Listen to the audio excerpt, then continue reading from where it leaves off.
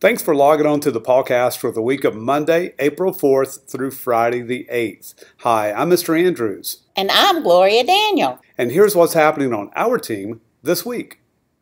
In reading next week, Wolfington and Paulville will be completing our priority unit, and our focus will shift to plays and the elements that comprise a play.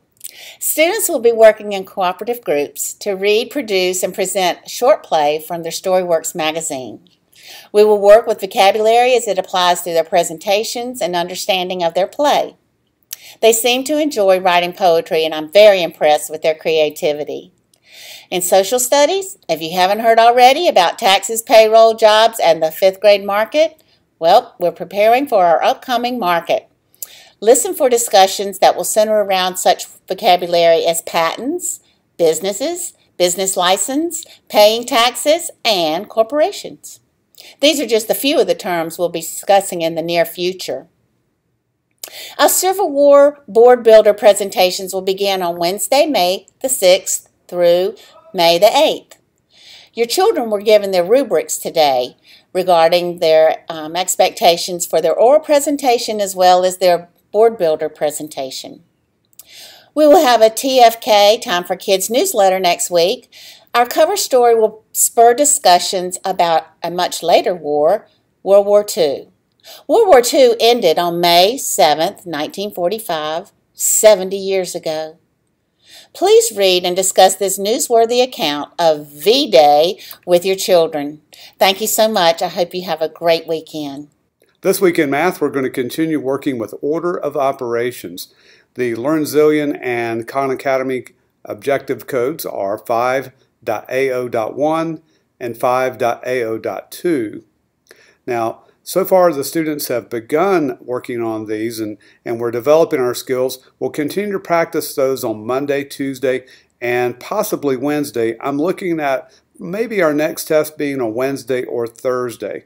Continue to monitor your child's planner to see exactly which day that's going to be as we hone a little bit closer in on that.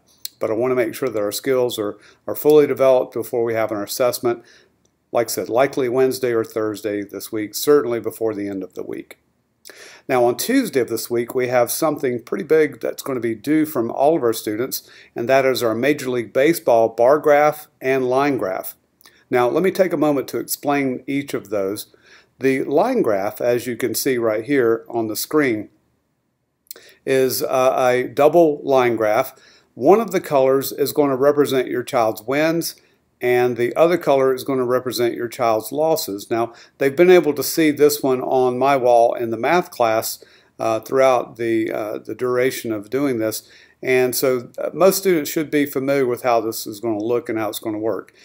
Students should be able to carry their games all the way through Sunday night's game.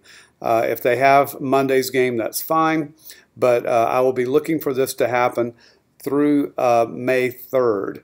They will be due on the 5th, so that gives students 2 days in order to be able to get their games caught up all the way through Sunday's game, May 3rd. And now for the bar graph. The bar graph looks like this one.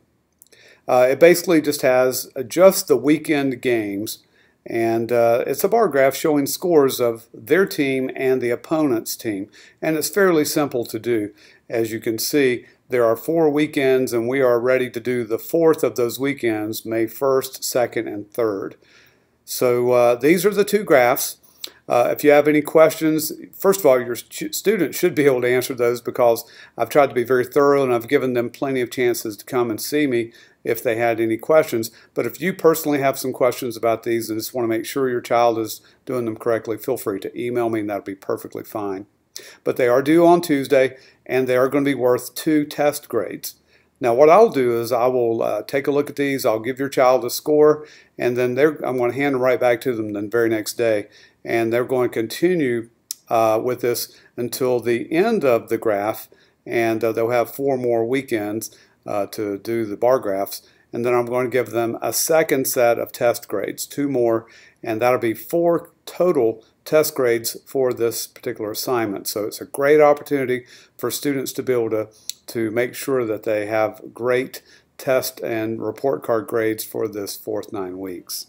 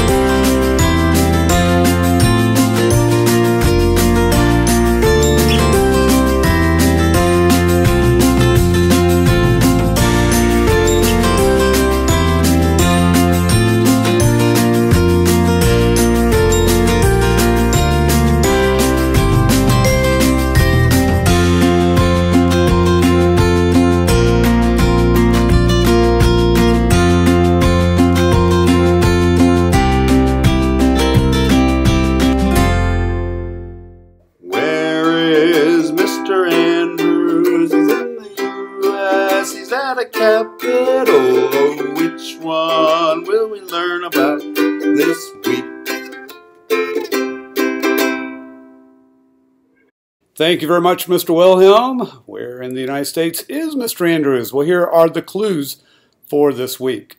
Here I am in front of this state's Capitol dome, and it is one of only a few in the United States with a gold dome. The largest employer in this state, it's not Ben & Jerry's, but it's IBM. President Calvin Coolidge is from this state, and he's the only president born on the 4th of July. The mascot of this state's largest university is a catamount. And this state's name means Green Mountain. Remember, parents, we'd also like for you to put your name on this answer sheet. It lets us know that you also listen to the PawCast. Mr. Wilhelm, are you ready to go? Where is Mr. Andrews? He's in the U.S. He's at a capital. Oh, which one will we learn about this week?